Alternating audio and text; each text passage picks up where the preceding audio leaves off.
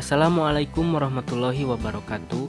Kami dari kelas 1B Prodi D3 Teknik Konstruksi Gedung dari kelompok 4 yang beranggotakan Muhammad Faza, Nadia Aprilia Aziz, Ramadhani, dan Sofia Nur Cahyani akan mempresentasikan mengenai gedung sate. Isi materi pembahasannya adalah: yang pertama ada informasi umum gedung sate, yang kedua alasan kelompok kita memilih gedung sate, yang ketiga ada sejarah gedung sate, yang keempat dimensi gedung sate, dan yang terakhir ada struktural gedung sate. Kita bahas satu persatu yuk. Yang pertama, informasi umum gedung sate. Pada awalnya, nama gedung sate yaitu Government Bed Driven yang disingkat GB. Dibangun pada tanggal 27 Juli 1920 dan selesai pada September 1924. Luas lantai dari gedung sate yaitu lebih dari 27.000 meter persegi dan memiliki 3 lantai. Gedung sate memiliki gaya arsitektur New Indie Style, rasionalisme Belanda yang dirancang oleh Gerber dan perancang-perancang lainnya. Gedung sate berada di Bandung, tepatnya di Jalan Diponegoro nomor 22. Sekarang status kepemilikannya yaitu milik pemerintah Kota Bandung. Yang kedua, alasan kelompok kita memilih gedung sate. Yang pertama, karena perpaduan konstruksi gedung sate yang sangat menarik perhatian, mulai dari gaya arsitekturnya hingga proses pembuatannya. Yang kedua, karena gedung sate merupakan bangunan monumental yang anggun mempesona, dengan gaya arsitektur unik dan menjadi ikon Kota Bandung. Yang ketiga, karena ingin mengetahui detail struktural gedung sate seperti penggunaan alat dan bahan dalam proses pembuatannya. Yang terakhir, karena ingin mengetahui perawatan atau perbaikan yang dialami gedung sate, mengingat gedung sate adalah bangunan yang sudah berumur tua. Yang ketiga, sejarah gedung sate. Mari kita bahas mengenai sejarah gedung sate. Gedung sate dibangun pada tanggal 27 Juli 1920. Semula, gedung ini disebut Gedung HB yang diserap dari singkatan GB atau Government Bed Driven. Namun, sejak 1960-an, masyarakat Bandung dan sekitarnya memberi nama gedung sate. Sebutan ini terus dipakai hingga sekarang. Alasannya tak lain karena di puncak menara gedung terdapat tusuk sate dengan 6 ornamen berbentuk jambu air. Proses pembangunannya langsung ditangani oleh pihak Gemeente van Bandung yang diketuai oleh Kolonel Slors yang melibatkan 2.000 tenaga kerja yang terdiri dari 150 orang pemahat atau ahli bongpai pengukir batu nisan dan pengukir kayu kebangsaan Cina yang berasal dari Konghu atau Kanton. Tak hanya itu, 2.000 tenaga kerja itu juga terdiri dari tukang batu dan kuli aduk yang merupakan warga kampung sekitar Kota Bandung pada saat itu. Kuat dan utuhnya gedung sate hingga kini tidak terlepas dari bahan dan teknik konstruksi yang dipakai. Dinding gedung sate terbuat dari kepingan batu berukuran 1x1x2 meter yang diambil dari kawasan perbukitan batu di Bandung Timur, sekitar Arca Manik dan Gunung Manglayang.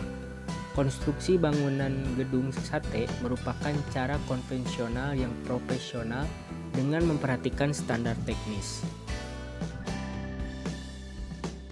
Gedung sate berdiri di atas lahan seluas lebih dari 27.000 meter persegi dengan luas bangunan gedung sate lebih dari 10.000 meter persegi yang terdiri dari basement, 3 lantai yang masing-masing memiliki teras lantai, dan menara beserta teras menara. Gerber selaku arsitek pada pembangunan gedung sate memadukan aliran arsitektur ke dalam rancangannya. Seperti jendela, Gerber mengambil tema mur dari Spanyol, dan untuk bangunannya, ia mengambil tema Renaissance dari Italia.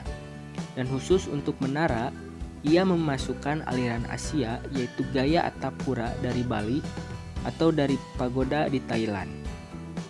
Seperti yang teman-teman sudah ketahui, pada puncak gedung sate terdapat tusuk sate yang menjadi keunikan dari gedung tersebut. Dan ternyata tusuk sate tersebut memiliki arti loh teman-teman.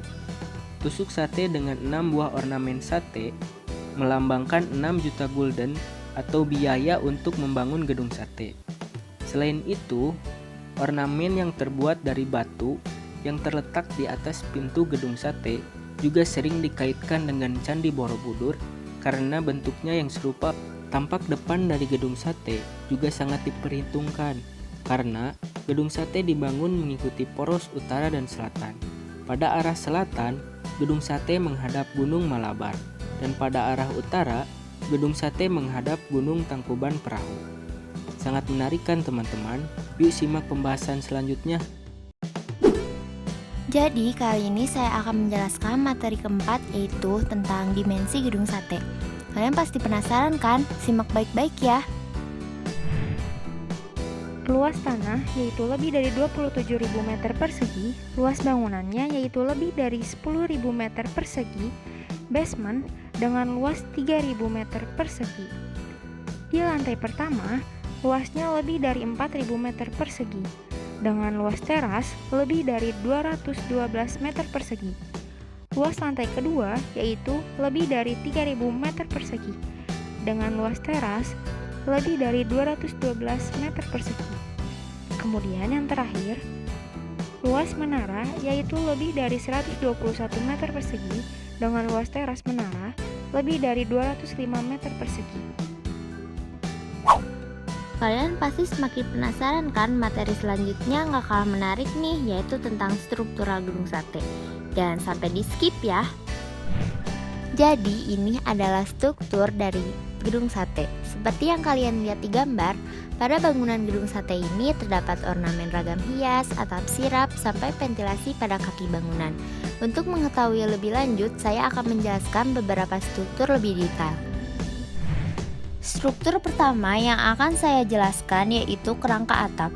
Gedung sate merupakan bangunan besar di Bandung bahkan di Hindia Belanda yang menggunakan batang baja sebagai kerangka atap dengan penggunaan sistem mur dan baut, dan dilapisi cat yang berfungsi sebagai pelapis baja agar tidak berkarat.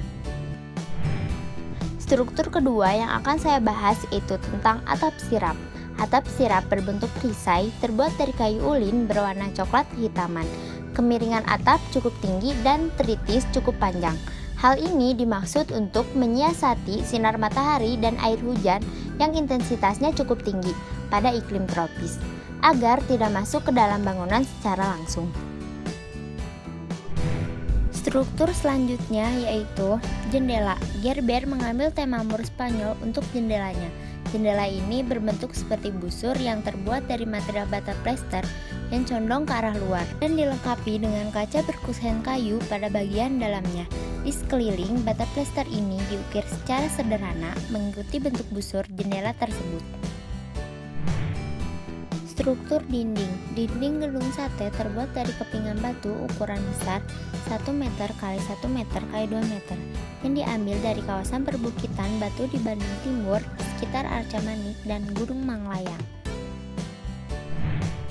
Bagian selanjutnya yaitu ornamen tusuk sate yang menjadi ciri khas bangunan gedung sate. Mengapa tusuk sate? Karena konon keenam ornamen tersebut melambangkan modal awal pembangunan pusat pemerintahan sebesar 6 juta gulden, 49.337.845 rupiah. Tusuk sate yang tertancap di puncak bangunan ini semakin ciri khasnya. Ornamen ini sebenarnya bukan hanya sebuah hiasan, namun berfungsi juga menjadi alat penangkal petir. Ornamen cincin setengah bulatan. Ornamen yang menghiasi puncak atap sirap berupa rangkaian cincin setengah bulatan yang menyerupai bentuk sisik ikan, merupakan ragam hias tradisional Sunda. Dibuat dengan cara dicetak menggunakan bahan semen dan diberi tulangan besi di bagian dalamnya. Ventilasi kaki bangunan. Pada bagian kaki bangunan terdapat ventilasi yang berfungsi sebagai tempat bertukarnya udara luar dengan udara dalam di ruang bawah tanah. Kolom pada sudut bangunan. Gaya arsitektur Hindu-Buddha dapat terlihat pada ornamen yang digunakan di tiang tepi kanan dan kiri. Tepi gedung sate tiang tersebut berbentuk segi 8 dan terbagi dalam 3 segmen vertikal. Tiang tersebut menyerupai tiang pada bangunan arsitektur Hindu-Buddha, namun dengan ornamen dan ukiran lebih sederhana. Struktur kolom glass block atau pada pasar. Pada sayap selatan bangunan terdapat serambi yang disangga dengan kolom. Kolom adalah salah satu unsur yang berasal dari arsitektur klasik Yunani dan Romawi. Kolom merupakan bagian dominan pada fasad bangunan yang memberi kesan megah. Kolom menara. Menara gedung sate berfungsi sebagai menara sirine dan menara pandang. Bangunan menara berbentuk persegi dan 6 susunan kolom seperti pada menara Giralda di Spanyol. Struktur yang terakhir yaitu atap menara. 3 atap tumpukan menara menyerupai bentuk atap balai nyungjung, yaitu bangunan umum tradisional yang ada di wilayah Tatar Sunda. Selain struktur yang tadi saya sudah bahas, saya juga akan membahas struktur pondasi bangunan gedung sate. Pada struktur ruang bawah tanah untuk pondasi, substruktur, dan menggunakan Portland semen sebagai material strukturnya. Kolom dan balok. Struktur konstruksi gedung sate mulai dari pondasi hingga atap bangunan. Bangunan ini sudah menggunakan teknologi konstruksi beton bertulang. Berikut gambar-gambar dari gedung sate.